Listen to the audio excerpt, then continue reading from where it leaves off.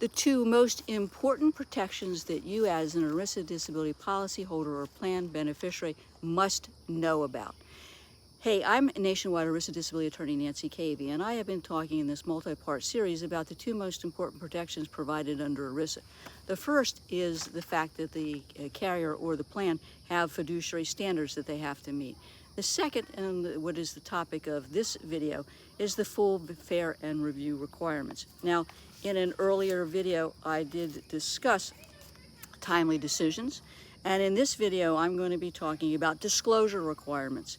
I'm generally going to cover this, but I will do a more detailed video that will cover everything that you need to know. The basic concept is that administrators have to meet minimum standards of communication and disclosure so that there can be a meaningful dialogue about your claim and why benefits are due and owing. These requirements give you an opportunity to file an appeal. Now, every disability plan or policy has different levels of appeal. You may have one level of appeal or you may have two. What you need to understand is that the appeal is the trial of your case. And if you miss that deadline, you're going to lose.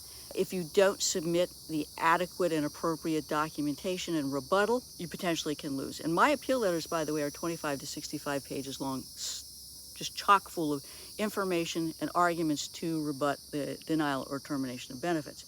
Now, there are a number of things that must be disclosed in the denial letter that we need to cover, and I'm going to cover that in greater detail.